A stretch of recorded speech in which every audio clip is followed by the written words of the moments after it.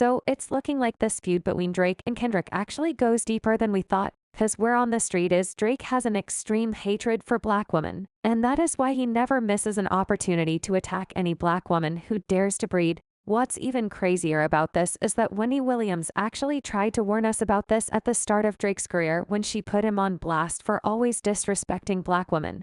But a lot of people thought she was just being messy on her celebrity gossip talk show, who was just yapping on her show for clout. But it turns out she was actually onto something, and we're just now seeing it in real time. One thing about Wendy Williams, baby, she might tell a joke, but she ain't never told a lie. She was one of the first people to call Diddy out on his DL activities.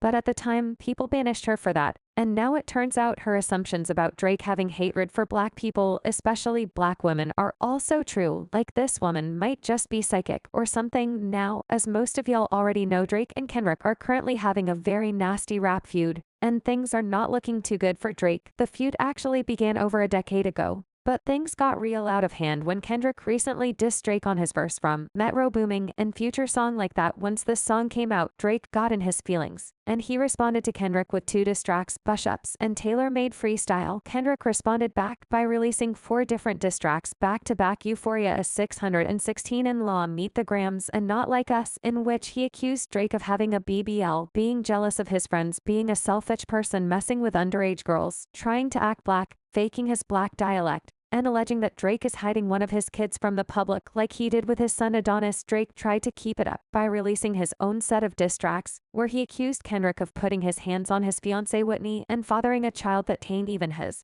But none of the disses were sticking. And by the end of it all, it was clear that Kendrick had won this battle. Like, Kendrick was really keeping his foot on Drake's neck, and he was not letting up. However, one of the things that Kendrick said really stood out to people. It's when he accused Drake of hating black women in his song Meet the Grams. He raps he hates black women, hyperism with kinks of a neo fetish, grew facial hair because he understood being a beard just fitting. Better he got ex-offenders on record label OVO that he keeps on a monthly allowance. Now, the reason why this particular line stood out to a lot of people isn't just because Kendrick just blatantly accused Drake of harboring sci-fenders in his crib.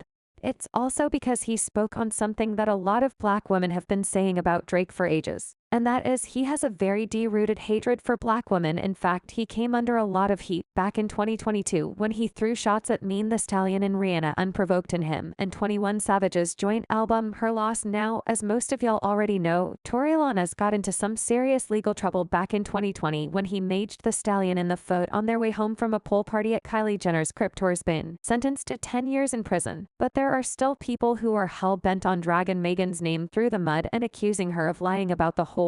Even though there's more than enough proof of Tory committing the crime, Drake did a real good job at exposing himself as one of those people when he dissed her in his song Ciro Loco, in which he accused Megan of lying about the shooting. He rapped this be lie about getting, but she's still a stallion. Megan was not here for the foolishness, and she wasted no time in clapping back at Drake. She said, "Stop using my shoes for clout, be behind men's ins. When the F is it cool to joke about women getting? You guys, especially rap guys, are lame, ready to boycott about shoes and clothes, but dogpile on a black woman when she say one of y'all homeboy mistreated her." But that's not all, because in the same album, he dragged Rihanna for filth in his song Fear of Heights. He put Rihanna on blast for dumping him and dating ASAP Rocky, who he feels is not on his level. But that wasn't even the worst of it. He called Rihanna average and claimed that he's had much hotter girlfriends and that her life is predictable without provocation. He rapped, "Yeah, and the sex was average with you. Yeah, I'm anti 'cause I had it with you and I had way better bees than you, to be honest."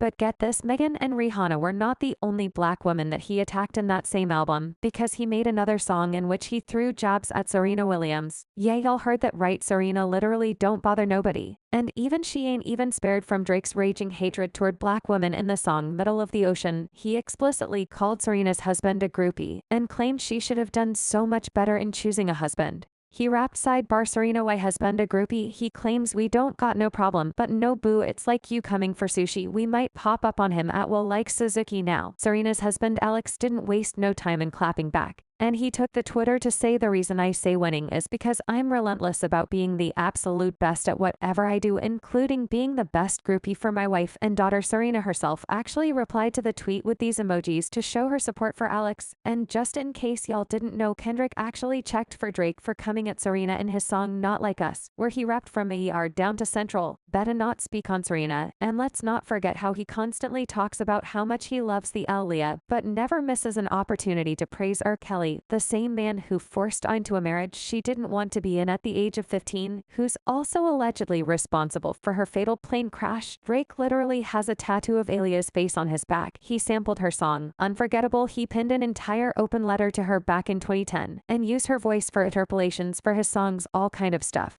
But continues to side with R. Kelly, and even went as far as giving R. Kelly writing credits on his album Certified Lover Boy. Like, you cannot make this up. It's almost like Aaliyah was the token black girl he was using to win women over, while simultaneously actually hating black women and never missing an opportunity to put them on blast and question their trauma. This man is unhinged and a very clear walking red flag. Now, when it comes to Wendy Williams, she's never like Drake, and she made that very clear multiple times on her show. She never stated a reason why she didn't like him, but she did hint at that reason being because he doesn't respect black people. Now y'all already know Wendy Williams and Diddy do not have a very good relationship. But there was actually a point in time where she had to put Drake on blast for disrespecting Diddy, because she felt like Drake's disrespect toward Diddy was a clear indication about how he really felt about black people. Oh, the city, Miami, the nightclub, Live. Okay, that's what Live. Puffy was furious. Well, some people were saying that Puffy was furious because Drake tried to hit on his girlfriend, Cassie.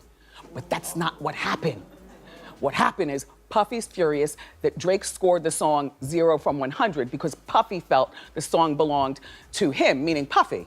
The song was given to both gentlemen, and Puffy was sitting on it for a long time, like, you know, I'll get back to it. Let me, you know, I haven't even listened to it yet. Well, give me, okay, just, I'll get round to it. In the meantime, Drake's like, I like this song. I want to record this song. You know, is Puffy going to do it or not? Because it's given to both of us. So Drake ended up recording it. And as you know, that's the song of the summer. And, you know, a song that everybody snaps their neck to. And Puffy missed out on a big hit. So the guys see each other at Live nightclub. Next thing you know, Puffy punches Drake in the face. Well, at first I'm like, how uncivilized. There has to be more to this. Let's investigate. Yeah! Well, we did. And apparently this punch in Drake's face from Puffy is 10 months long overdue. And I'm gonna tell you why. Drake has a history of disrespecting Puffy. And I've got the video footage to prove it. Look at this. Look at this. Watch what happens. Drake mics, sit. Now you know. You don't snatch somebody's microphone. Even when we do Ask Wendy, you know, I hold onto my mic tight. The second somebody wants to take it, I'm like, no. The mic is the power. No.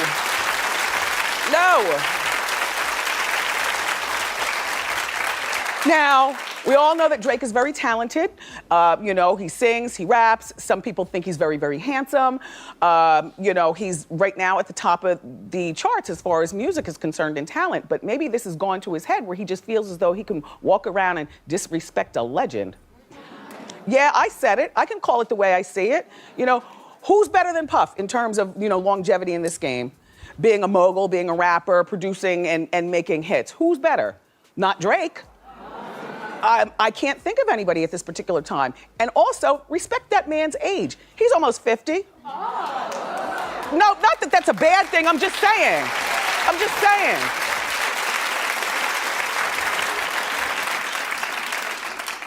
He should have punched him in the face back in February when he grabbed his microphone. I mean, okay, I understand. Drake's mic went dead.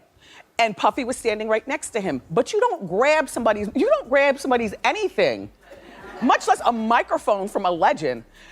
What he should have done, this Drake, is he should have gone to one of these people behind them. We don't know who those people are. It's honestly crazy how people over the years overlooked everything that Drake has done against black women. But it looks like this whole feud he got with Kendrick is finally making people see the very misogynistic black woman-hating enthusiasts he actually is. As usual, people had their own thoughts about this, like this person who said, I think the saddest part about all this mess about Drake is beside the kids and the victims involved black women been exposed his behind years ago about being a PDO, and hardly anyone listened.